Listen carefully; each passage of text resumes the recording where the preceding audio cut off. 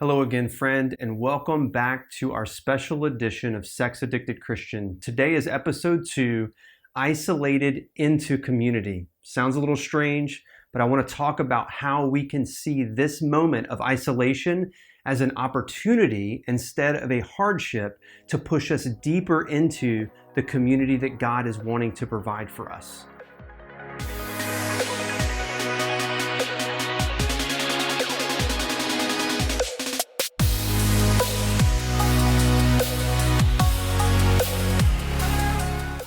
I'm your guide, Jimmy Trent, and it's so good to be with you today. Let's jump right in.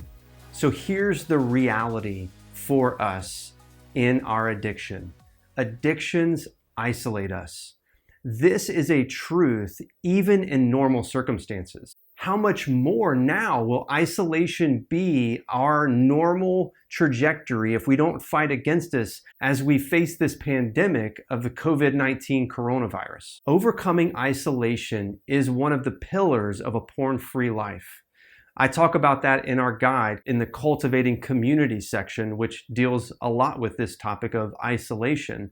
It's a free guide that I would love to give to you. If you want to go over to the website, sexaddictedchristian.com, right there, it's a free gift to you. The 4 pillars of a porn-free life: crushing the shame, cultivating community, uncovering the unseen, and taking action. It's my gift to you as you seek to win this battle against porn and sex addiction. But today we want to deal with this topic of community and avoiding isolation head on. We want to fight against that during this pandemic.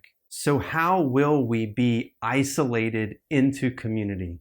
Well, the first point is this: we've got to get creative with building community. Now look, no excuses here. That's the way of the addict. Addicts love to make excuses. They love to blame circumstances and people for their actions. And right here off the bat, I cannot let you believe the lie that your circumstances are the problem. The problem is not your circumstances. The problem is that you want your addiction more than you don't want your addiction. And so listen here quickly at the beginning. Don't let this pandemic be an excuse for you choosing to remain isolated and not in a thriving community. I mean, listen, my regular job is as a counselor. And counseling works best when I'm sitting in the room with someone in a quiet space and we can go one-on-one in conversation. But when this pandemic hit, we were forced to socially distance ourselves from others. So it would have been easy for me to just say to all of my counselees, hey, sorry, we can't meet anymore. I'll see you in a couple months when we can get back together. But instead, they and myself have chosen to innovate, to change, to grow through this, to say, no, this is an important thing that we are doing, so we're going to do it differently. So I've moved everything into online platforms, whether it's Zoom or Skype or FaceTime or whatever it is, so that we can continue to do the thing that's important. That is what we've got to do in this moment as sex addicted or porn addicted people. We've got to say, no, this circumstance will not allow me to isolate. I am going to do this different. So what are you going to do to creatively cultivate community during this time? I want to just give you 4 quick ideas on how you can creatively do it, and maybe you'll come up with better ideas. If you do, leave them in the comments so that others can benefit as well. But the first one is this. I want you to consider doing a daily check-in phone call with a friend or a FaceTime date or something. I want you to do that on a daily basis, every morning or every afternoon or a couple times a day. I want you to check in with someone. Ask someone to be your partner in that, or ask 2 or 3 people and rotate through them during the week. This is an easy way to avoid isolation during this time. And we get to continue to maintain our community, staying away from isolation by doing a virtual small group every week. The third way that you could do this would be joining a church service on Sunday mornings. I hope that you're already involved in a local church, but if not, please find an online church service and join that.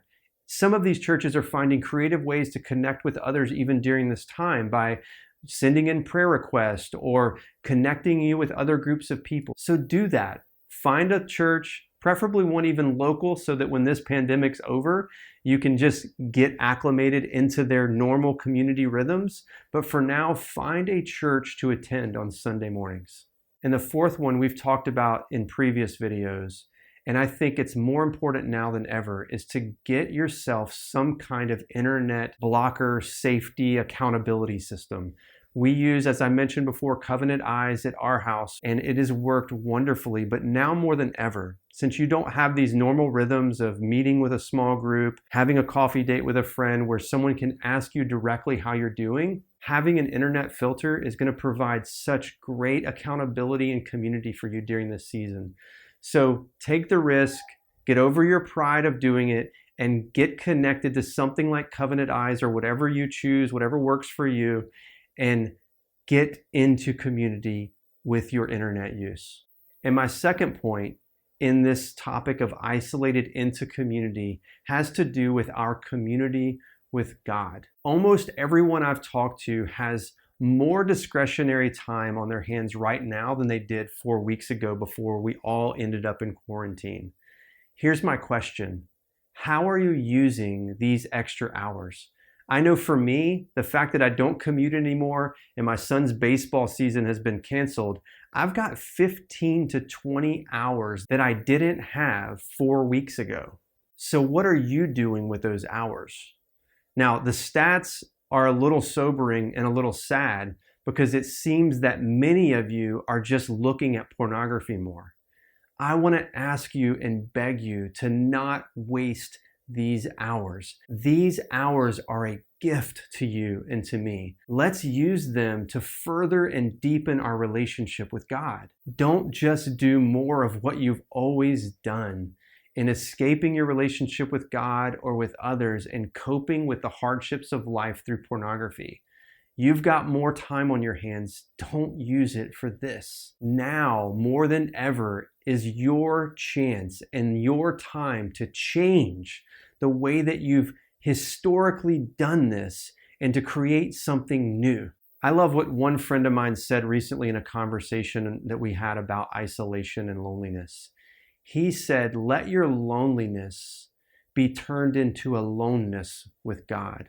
What a great word for us during this season, that the loneliness that we're experiencing could be redeemed and made new by turning it into aloneness with God. So let's do that. Let's take advantage of this opportunity where we've got more hours back in our life and further and deepen our relationship with God with those hours. So what can you do right now, today, and this week to capitalize on this opportunity?